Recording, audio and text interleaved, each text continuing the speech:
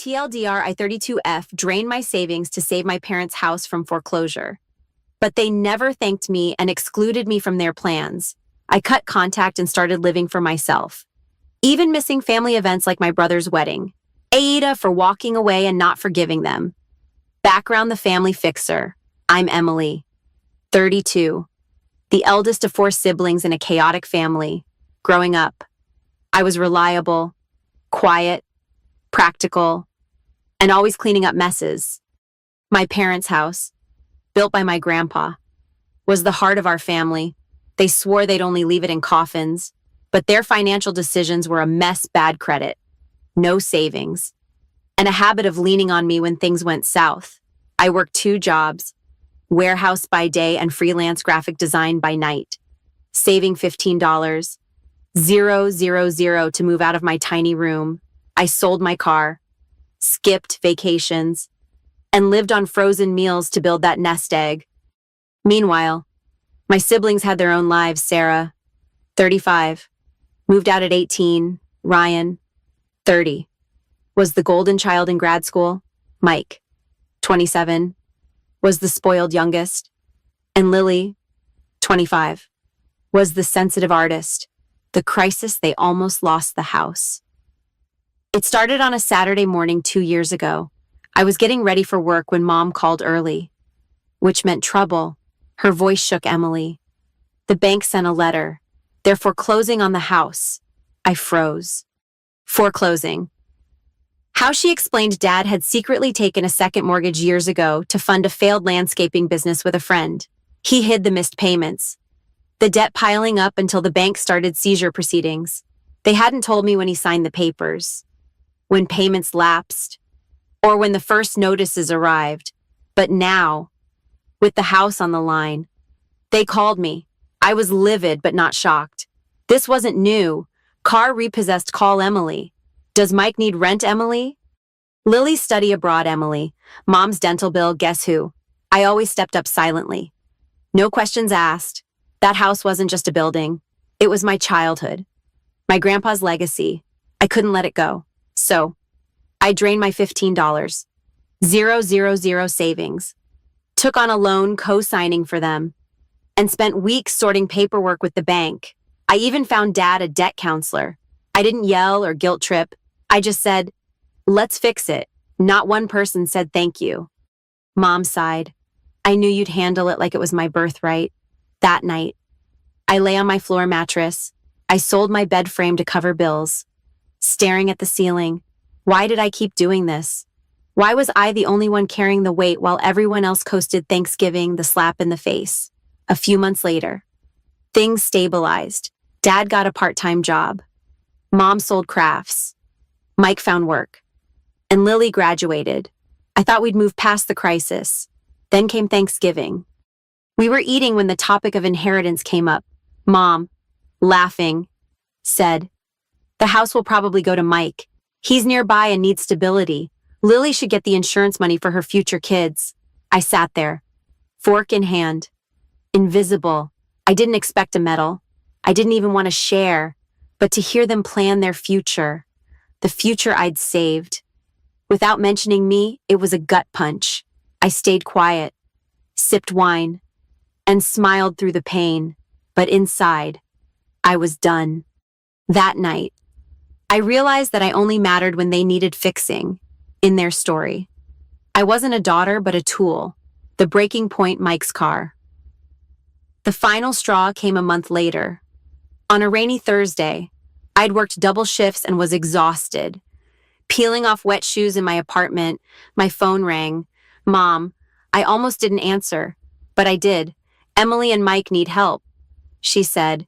His car broke down, and he can't get to work. If he loses this job, it'll be not good. I clenched my jaw. Of course. Mike, ask Ryan, I said, or Sarah. Anyone else? Silence. Then, softly, Emily, no. Mom, I snapped. I'm not your safety net. I'm your daughter. Not a backup plan, she hesitated. But you're the only one who it always pays. I emptied my savings for your house. I sleep on the floor because of it.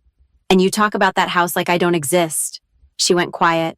I heard her breathing. Then a week. It's not like that. Then what's it like, I asked. Tell me.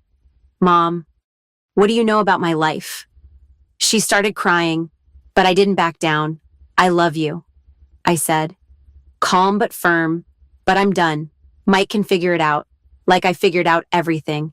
I hung up, for the first time in years. I didn't feel guilty. I felt free. The Fallout family pushed back the next day.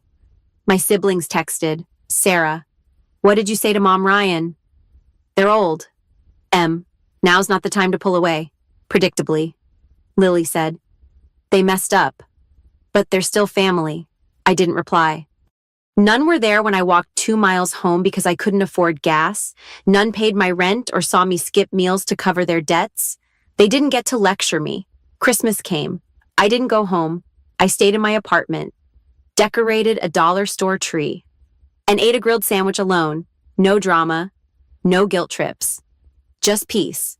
Dad texted, everyone missed you today. 5 words, no apology, no. Are you okay? I didn't respond.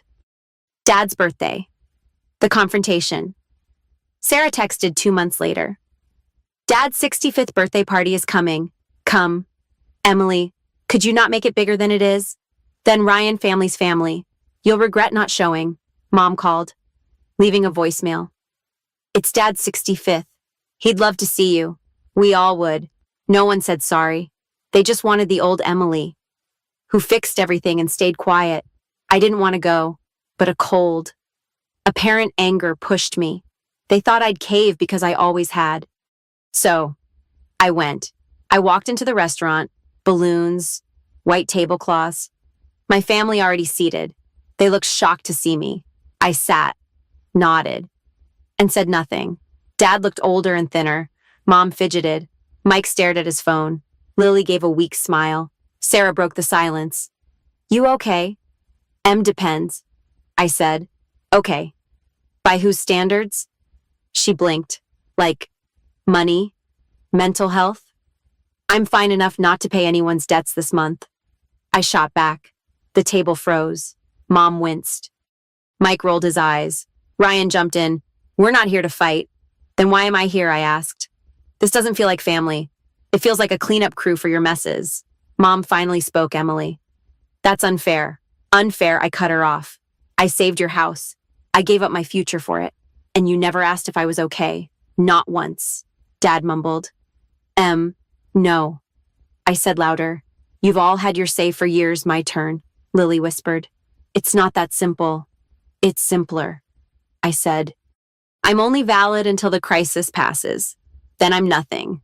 I stood and tossed my napkin on the plate. You don't get to erase someone from your story and expect them to sit back down. I walked out. No one followed. The twist, the hidden debt. A week later. Lily called. I almost didn't answer. But curiosity won. Her voice was small, Em. I need to tell you something, she explained after the birthday. She overheard Mom and Dad arguing. Mom admitted they'd used my name to open a credit line years ago without my knowledge to cover the landscaping business debts. They never told me. Even when I bailed them out, the debt was still active, tied to my credit. I felt sick, not just because of the betrayal, but because they'd let me sacrifice everything while hiding their lie. Lily said, I thought you should know. I'm sorry I didn't speak up sooner.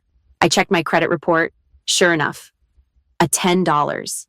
000 debt I never signed for. I spent weeks untangling it, hiring a lawyer to clear my name. My parents never mentioned it, not a word. Mom's visit a partial truth 3 weeks later. Mom showed up at my apartment, unannounced, holding a pecan pie. I let her in, not because I forgave her, but because I was too tired to argue. She sat, clutching the pie like a shield. I know you saw your dad, she said. Lily told me you listened. I crossed my arms. Waiting. I'm not here to fix things, she said. But I need to say something. She paused. Then I resented you. Emily, my breath caught. When I had you, I wasn't ready, she said. You were quiet, watchful like you saw through me. I felt judged, and you were so strong. Stronger than me. I leaned on you because I knew you could take it. Her hands shook. I didn't protect you. I let you carry too much, and I didn't stop myself. She didn't cry. Neither did I. I can't undo it, she said, standing. But I see you now, and I'm sorry it's late. She left the pie and walked out. No hug. No demands. Just truth. Mike's wedding. The final straw months later. I got an invitation to Mike's wedding. No note. Just time and place. I went not to celebrate but to see. The venue was fancy flowers, chandeliers, champagne. My family mingled and laughed as if nothing had happened. I stood on the sidelines, watching, at dinner. A staff member approached. Sorry. Ma'am, your name isn't on the seating list. I looked at her, then at the family I'd saved. It's fine, I said. I was never on their list. I left. No tears, no anger, just clarity. Where I am now, I changed my last name to Whitman, my grandma's maiden name. The only person who loved me without strings. I signed my first freelance contract. Designing logos for a local cafe. Small, but mine. I don't check the family group chat. I don't wait for apologies. I wake up and ask, what does Emily need today? A real breakfast. A long shower. A walk with no noise but my footsteps. Lily's the only one I talk to. She's trying not to fix the past, but to be here now. She said, I always knew you paid for my art camp. I'm sorry I let you drown. Her words didn't heal everything, but they were enough to crack the door open. Aida, after saving their house. Future. And mess. I left my family. I missed birthdays, holidays, and my brother's wedding. They're moving on without me, and I'm building a life that's mine. Aita, for not forgiving them and choosing myself, have you ever had to cut off family? How did you know it was time?